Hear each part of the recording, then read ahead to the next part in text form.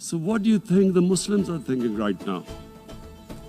If there is a bloodbath, there will be Muslims becoming radicals, not because of Islam, but because of what they will see, that there's no justice when it comes to Muslims. There were Rohingya Muslims, Myanmar, who are, God knows, almost 1 million people out, ethnic cleansing. What was the response of the world community? So what do you think will be the response of 1.3 billion Muslims? I picture myself.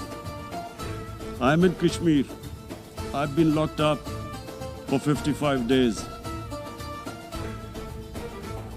I have heard about, and there are rapes, Indian Army going into homes, soldiers.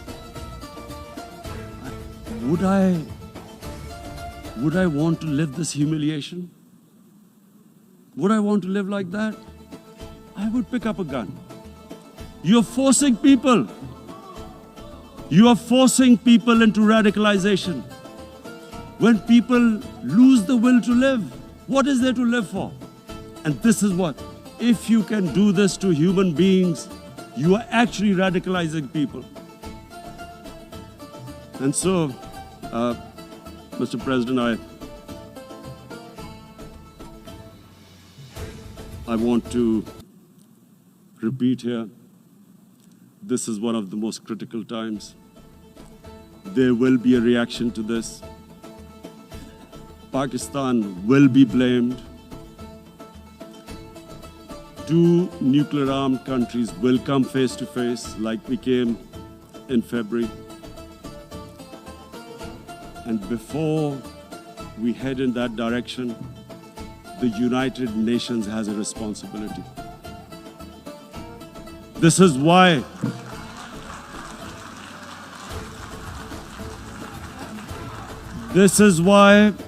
the United Nations came into being.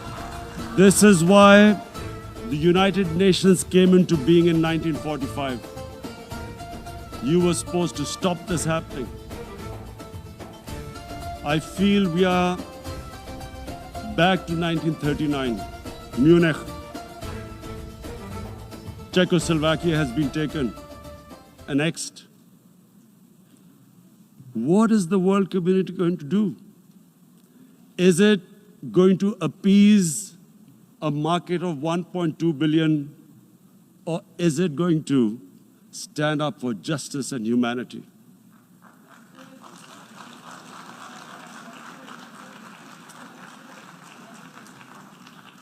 If this goes wrong, you hope for the best, but be prepared for the worst.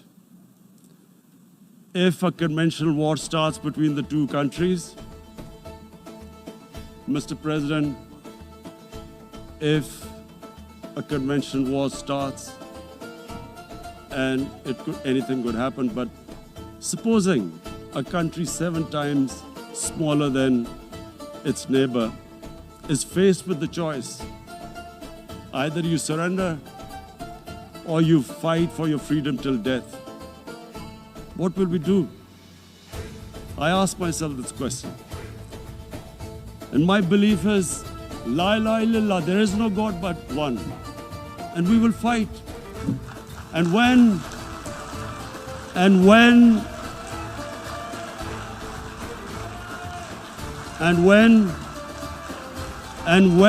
a nuclear-armed country fights to the end, it will have consequences far beyond the borders.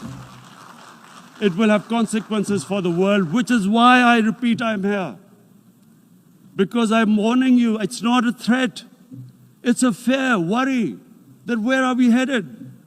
And I've come here to tell the UN, you've got to, this is a test for the United Nations. You are the one who guaranteed the people of Kashmir the right of self-determination. They are suffering because of that. And this is the time.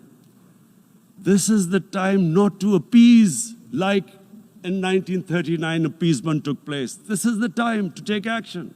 And number 1 action must be that India must lift this inhuman curfew which has lasted for 55 days. It must free all political prisoners, and especially those 13,000 boys that have been picked up. Parents don't know where they've disappeared. And then the world community must give the people of Kashmir their right of self-determination. Thank you. En nombre de la Asamblea General agradezco. On behalf